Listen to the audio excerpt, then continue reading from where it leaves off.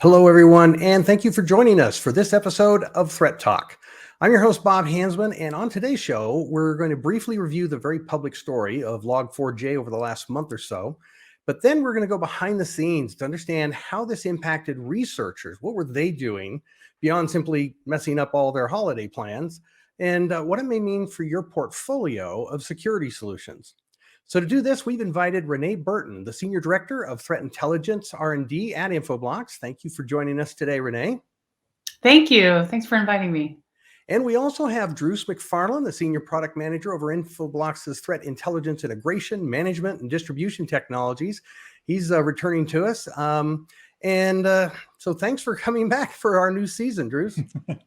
Thank you very much for having me, Bob. It's a pleasure to be here.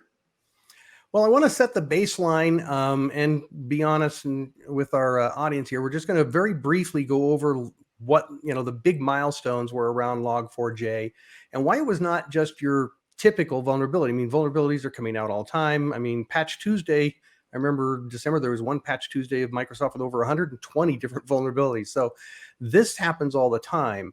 So before we go beyond and behind the scenes, let's talk about that story.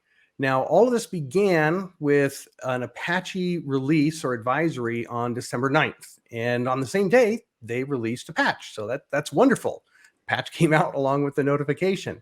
But why wasn't that the end of it? Drews, you want to start us off?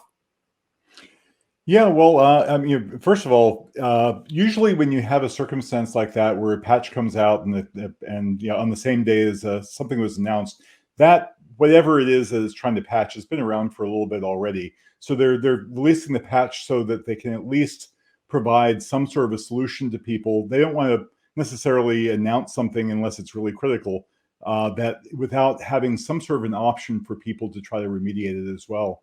Unfortunately, what ends up happening is once an exploit is public domain, people know about it, there ends up being this land rush. And it's really a race between the bad guys going out there trying to find anybody out there that has not patched, and it's a sort of versus the people who are hosting a site and going through and actually deploying that patch. So the faster people can deploy the patch, the faster that they can make sure that they can try to avoid some of that bad behavior. But at the same point in time, a lot of people can't necessarily patch immediately as soon as the patch is available. Yeah.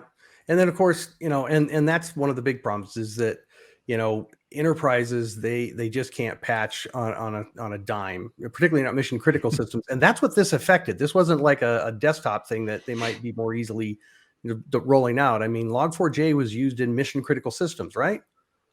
Absolutely. And that's one of the problems is Log4j is a very commonly used library. So you're finding it in a lot of places that, and unfortunately in a lot of places where people didn't even realize that it was there. So it's not one of those things like, if you're patching Apache, you kind of know that you have Apache.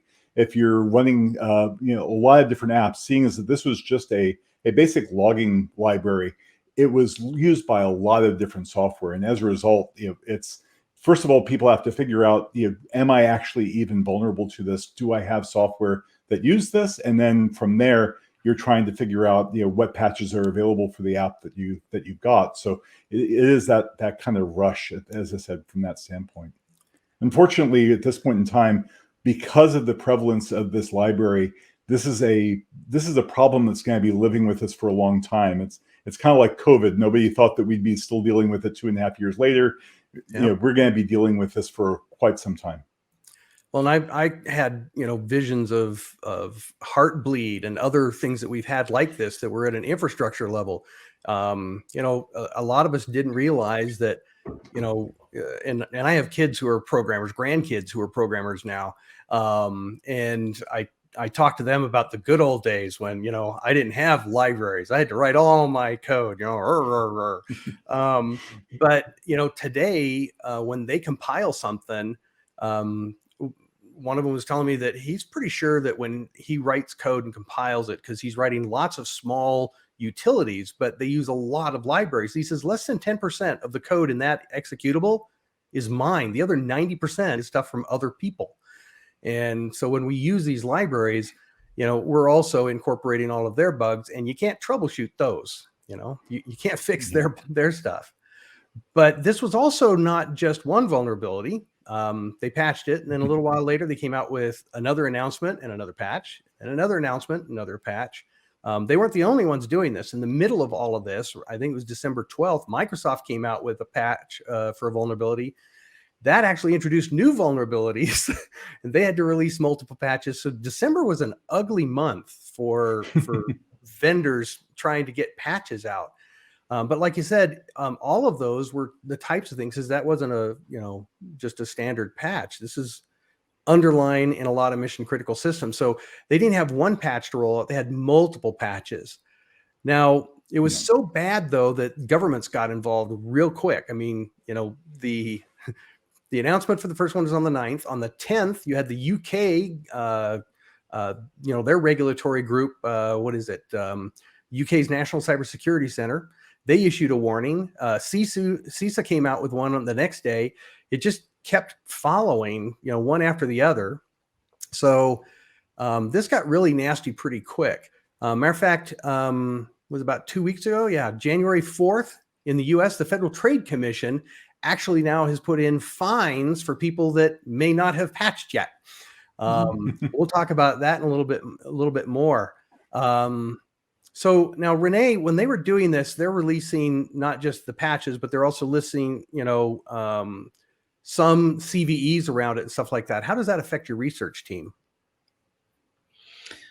So we're constantly looking at, what the implications of those CVEs are, and ways that we can identify that type of traffic within our visibility, which is primarily DNS, but also within the rest of the security community, and collaborating with them to understand what that time frame was. And you can see the networks as they're being tested. There was a ton of security testing, both by customer red teams as well as independent security researchers, because everyone wants to understand what is the global impact of that. So they could easily, this vulnerability in particular, the series of vulnerabilities that related to each other, is really easy to execute. And there was code on GitHub the morning of December 9th that people could then leverage and put into play. So they are able to test and gather data, whether or not they were going to be malicious or not, whether they were trying to be malicious or not. And you can really see that kind of come through in DNS in particular, as well as for those who have Log4j collection on their additional network. And then we use those vulnerabilities to sort of watch that change in the network between, December 9th as people are starting to patch. But it's particularly hard, right? They have to continue testing their network.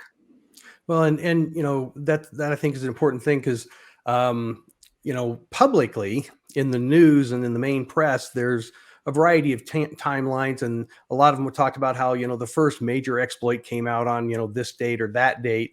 Some of them even announcing that the big exploits didn't come out until, 15th, 20th, around there. But like you said, your research team, you're telling me ahead of time, they actually see that activity even ahead. I mean, there's been reports out there where some people saw probes looking for this, just trying to accumulate the list of who's susceptible as far back as like December 1st or December 2nd. So even before Apache announced this, the bad guys had somehow gotten wind. And like you said, they may not have had the code ready to exploit it, but they were, I guess in business terminology, they were doing their market research to see how big of an opportunity it was. Right. Yeah, the timeline is a little bit elongated, and it has to do with it being an open source project. So you have the Chinese researchers providing the information into Apache a little in late November. There's an open pull request on November 29th. So that actually becomes a very important, that's a public artifact. A number of security vendors now, including ourselves, have activity that we believe is related to Log4Shell, which is the security name for exploiting the Log4j vulnerability. About November 30th, December 1st, we're sitting in that November 30th camp.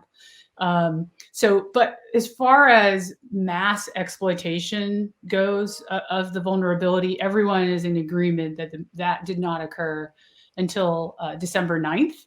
But it occurred very, very quickly. So we saw the crypto miners in particular come in mass, as well as some other information stealers within 3.5 hours of the global announcement. So very, very quick by the malicious actors as well. Yeah, the crypto miner one, that was the one that caught me. I'm expecting, ransomware people, but crypto miners, it's like, okay, they're going to find some way to make money off of this. And that's why Yeah, exactly. Now, I want to flip back a little bit more on the patching side. So, I mean, obviously these discussions were taking place, over a week before the actual announcement. So hopefully some smart heads were around it. That's probably why they had the patch the same day they made the announcement. They'd been working on it. But Drews, now you deal with threat intel, which also is, how people absorb it and use it and stuff like that. What are some of the reasons why they're just not patching it right away? What holds it off? We talked a little bit about it being mission critical, but I mean, wouldn't that be like 24 hours in a lab and you should be able to roll out? What are the issues there? Yeah, a lot of it has to do with with the organization that you're dealing with and the software that's that you're having to work with. A more conservative organization is going to want to turn basically plug in and test and burn in any new configuration for some period of time before they end up rolling that out into production. And it's kind of like the concept of basically that first step is to do no harm. And often when you have a patch that's kind of comes to market really quickly, it hasn't gone through the degree of rigor that some of these organizations may want to have before they push something out into production. And that was actually kind of borne out to a degree even with this, when you saw how the Log4j patch came out, and then the day after another one, and the day after another one. So it did take a couple of tries before they got all the exploits out and got the code stable to a level where a conservative organization would feel comfortable plugging that in. So a lot of it has to do with that. And of course, it almost doesn't really matter if you're doing it because you're conservative or if you're doing it because you're not paying attention. The malicious actors out there are just going to try to see where they can go in, regardless of what your motives were. Kind of the cure could be worse than the disaster. Actually, I remember, again, as I alluded to earlier, I'm old, and I remember a time when a desktop AV vendor rolled out a patch for their product, and it blue screened every machine you installed it on. Yeah. Which you wonder how that got through QA, but yeah. And that's the thing too, is when you look at these larger, more conservative organizations, there's an ecosystem that they're dealing with. It's not just Log4j and Apache. Those applications are often working with a lot of different things, and you can't expect the people who created the patch to be able to test with all those different interdependencies. So they want to test this inside of a safe environment to make sure that they're not going to be pushing something out that's maybe not vulnerable anymore, but it makes the entire system go down. So there's a cost benefit analysis that they do when they're trying to figure out when to push that patch out, and just not all organizations are at the liberty to push things out immediately. Now, either from the enterprise side, which is where I'm noticing that's kind of where I'm putting you, Drews, to think from the enterprise side, Renee, from the threat actor side, how much do they tend to play, or does this concept of apathy play in, where there's a lot of people, and I know some in my community that I've talked to about this, they still haven't patched because their mentality is that, well, we just do that stuff on, this particular schedule, and who's going to target us? How much is that playing into just them not patching? Yeah. Overall, I would say a lot of people don't realize how important they are as a victim. You think, well, I'm not that interesting. And oftentimes that will make you a much more interesting and the trajectory into other things, particularly for information stealers and data breach situations where they can get personal information. Even a low-level criminal gang who's doing like malware as a service en masse, they only need to get into a very small percentage of systems in order to make money, because the mathematics of just making a small amount. Well, and your crypto miners, they're not stealing any data. They're just using your, and small, medium businesses, not many of them are running at 80% capacity. You know, they, you know, they have a server they might use real heavily, you know, for a specific function once in a while. Right, exactly. And one thing that you know you almost can't stress too much is that the dynamics of the threats really changed substantially as soon as ransomware came out. Because prior to ransomware, you had to have the people who were trying to penetrate your organization had to have a really good purpose of what the outcome was going to end up being. Whether it's there's some data back there that's going to make it worth my while, or maybe they're doing it for ideological reasons, or go in there and disrupt something. There's usually some sort of a motive that was that had to be high enough to make it worthwhile going through the effort. With ransomware, they discovered that it doesn't matter whether or not the data that you have is valuable to them, as long as it's valuable to you. So your photographs are not something that's going to be valuable to the attacker. But if we basically hold those things hostage, how much would you be prepared to spend? And that's the economic change. So ransomware has kind of taken the entire thing on its ear, and as a result, you have a lot of people out there doing this type of attack because they realize that there's no such thing as my organization isn't that interesting, because there's definitely data in there that's important to you, whether it's important to anybody else or not. Yeah, there's been a couple things on home NAS servers I've seen recently where ransomware, they've been attacking home NAS servers, encrypting all the data, and they know that it's not big change, but when you can get 50,000 people to pay 0.02 Bitcoin, $500 US for it, that adds up pretty quick. Right. The other thing that's really interesting here is in terms of the apathy, as well as what's interesting to others, is that in a lot of cases here, this attack is allowing you to do an LDAP lookup. So what you are able to do is get a DNS query out, which says I was on this host and as this user, for example. And if you're somewhat apathetic about things, you might look at that as like, well, so what? There was a DNS query. I didn't get any remote attack. I don't have any malware. What's the malware that's on there? It's just a DNS query that went out. But in fact, from the attacker's perspective, it's perfect recon. So when we are going to do a very sophisticated attack on a network, the most important thing to know is, where are you?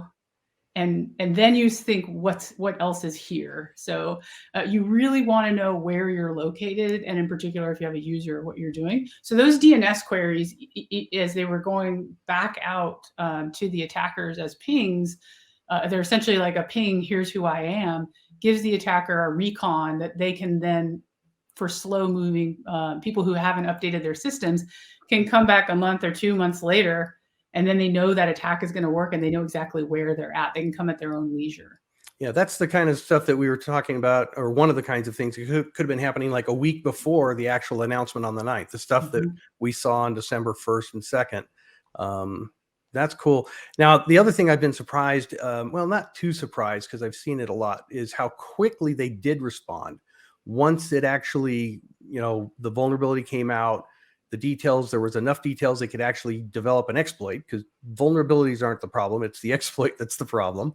And they responded pretty quickly. And, again, going back to patching, we're still so slow about how we're able to respond to things like this. And the attackers, they just keep getting faster and faster. So I'm just continuing to be amazed. So you mentioned earlier, Renee, that your team was like collecting IOCs and, you were sharing them because you guys published a number of alerts and briefs, not just the ones in your blog. You guys produce other reports as well do other, the security community is actually a little more interconnected. Everybody thinks of us as competitors, but the research teams like yours, you don't think of it that way. You guys tend to work as a collective across vendor. But you were also just monitoring all sorts of internet activity, looking for any kind of exploitation, correct? Yeah, exactly. So what we're going to go in and first, most importantly, is to try and get those indicators. that will allow our company, our customers and others in the industry. We do operate very collaboratively, so trying to make sure that in an event like this, that as many people are protected as possible. And then we think about like, okay, what are other ways that we can identify new indicators that weren't seen specifically, say, with the crypto miner, which is fairly easy to do. So we wrote our analytics. Everyone in security industry is doing similar, their own analytics to discover new things. That's helping us try to identify targeted attacks, which is really very important when you're working with high-end commercial entities and governments and stuff like we do. We did identify targeted attacks within approximately 4 hours. So not only were the crypto miners out there sharing information, but we had what appeared to be pretty significantly targeted attacks. And we work with other parts of the security industry to kind of validate that, because your perspective on the world is just yours. So you can say like, hey, I feel like this is targeted. Do you see in your high-end customers, do you see similar, or are you not seeing it? And if we see something like across the board in a large number of different ways, then we know that's probably a low-level actor, or it might be a security vendor or a security reacher, all of which those folks have caused a lot of problems for us in the defense part of the industry, because a lot of times they're trying to hide who they are, and they're just security researchers. So we invest a lot of effort to find out, well, they weren't really doing anything except for trying to figure out who is vulnerable. So that was another major part. And then we're trying to figure out the timeline of what happened when, and whether or not anyone who acted between November 29th and December 9th is really suspicious, sketchy behavior, and certainly good for law enforcement. So a lot of industry effort is on like who operated in that time zone or in that timeline. Yeah, and that's the other thing. We had, like I mentioned earlier, we had a lot of government regulatory agencies issuing warnings and alerts, but we're always connected with them. It's kind of a fine line though, because when you have big events like this, the whole security industry as a whole pulls together, does a lot.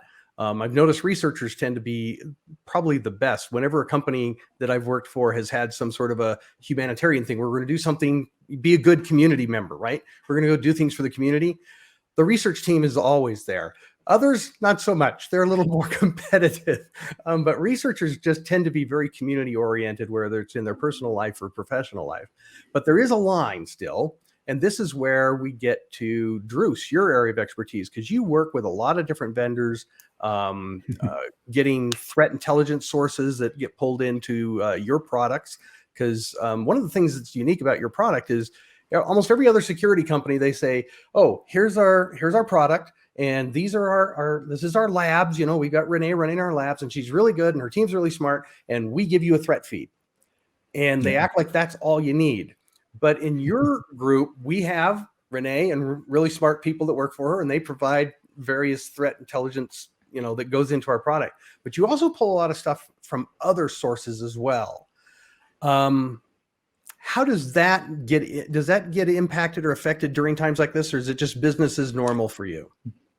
No, it's absolutely. And honestly, there's if you are a large organization or any size organization, actually, you're trying to create a footprint of security that's going to protect you on different levels, and your organization is going to be much better protected if all those tools are sharing the data than they are if they're all operating in their own individual silos.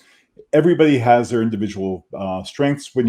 If you actually went through and took a look at the threat feeds of a number of different vendors, you're going to discover that when something is brand new, there's actually very little overlap in those early days, and then ultimately you'll see all the different vendors will start to know about stuff, and it'll end up being common knowledge. But as a result, if you're trying to defend your organization, the more different sources that you can get, the better. Plus, a lot of different circumstances, a lot of different security products will defend at different points of your network. Not everything has the same point of visibility. Not everybody can view everything all at the same time. So if you have good threat intel and you can utilize that threat intel on your endpoint and on your IDS and on your DNS and on whatever the different inside of your firewall, if you can utilize that same threat intel across everything, you're always going to be better protected than you would if you're just relying exclusively on one source or one product. Well, and that's what you use to fill that gap between vulnerability announced and even patch availability. But then, exactly, I've worked with some companies that they cannot roll out a patch for a minimum of 30 days, absolute minimum 30 days. And that's a patch if they can focus on it. But in this case, we have a vulnerability comes out and all of a sudden you have a dozen vendors contacting you, say, we use that and here's our update. That's another thing to test. They now have a dozen things they have to test and they just don't have the bandwidth. And so this is where Renee's team, where, they don't just say, hey, well, there's a patch for it, we're going to move on and look for other things. You're looking for exploits, constantly looking for how they're changing, evolving. Like you said, I think it started with the Bitcoin miners first, and then it just kind of moved. That still amazes me how it goes from one group to another group. It's like they're coordinating as well. Okay, we get first dibs, we saw it first or something. And eventually, people will get patched. Well, I don't know. There's still people running on Java versions that are over a year old right now, I'm sure. And one of the good things that, as you mentioned there is, when they announced the exploit, and the vulnerability, almost immediately they also announced a snort rule and a suricata rule to be able to look at people who were trying to get inside of your organization. So if you find yourself as being one of those organizations that have to, have that 30-day moratorium on deploying things, or you have to go through that test cycle, the only way that you can kind of defend yourself in the meantime is to try to make sure that you got the defenses set up. If you can't stop it, at least let's see if I can block the vulnerability in the meantime. So you can do that, with an IDS. You can do that through a snort rule. When it comes to a lot of other threat intelligence, like what Renee's been able to pull out, is we're looking for individual threat actors who are trying to use that. So we will constantly be adding new threat intelligence, new host names, new details about new threat actors who are trying to use that as well. So if you keep everything up to date, you're going to be, to a great extent, you're going to be protected. But obviously, there's nothing that satisfies better than pushing out that patch. So at least this gives you a stopgap measure that you can implement until you can actually do that. Yeah. And the IOCs I wanted to talk about, I wanted to clarify, because we've talked about them and you've listed them and Renee's listed them, but I want to break them up. There's two basic kinds of IOCs that I think the audience really needs to be aware of. We're not just talking about indicators to help you identify, hey, there's a piece of malware that, it's not all about the malware. In fact, in most cases, our real opportunity is to identify the activity because of its communications. That's why you mentioned DNS. We're talking about, monitoring this, not just on the endpoint. Endpoint, we have to talk about a lot more today because we're in a COVID world where most people are working remote, right? So, right. but we're really not talking about the endpoint, which is traditionally where you catch the malware. So when we talk endpoint, even, we want to make sure, can you detect on your mobile endpoints, somebody working from home, where is their system communicating? And it's not just URLs, it's not just web filtering, it's all the communication visibility you can get is going to be vital, I think. So Renee, anything on that particular aspect you want to comment? We're just about out of time, but I want to give you a last chance to fill in any gaps or correct me. Yeah, no, I don't have a correction there. I think the one comment in the stance that we've taken to protect majority of our customers, and I do recommend for everybody, is even if we have products that we know are related to vulnerability scanners and that are actually designed and needed for the vulnerability of the red team community. So interact.sh is one of those. DNSlog.cn is another one that's used for tracking. Those are freely available and being widely used by suspicious and malicious actors as well. So the attitude right now is to block all of that behavior. And then if you your company is red teaming and you know that you're going to use one of those products, then you can allow yourself there, or you can create your own special domain and make sure that you allow that as a whole. But overall, I would not generically allow things to come through your network right now for the next couple of months at least, just because they're scanners, for example. They're pretty risky at this point. Yeah, and yeah, I want to emphasize you said months there.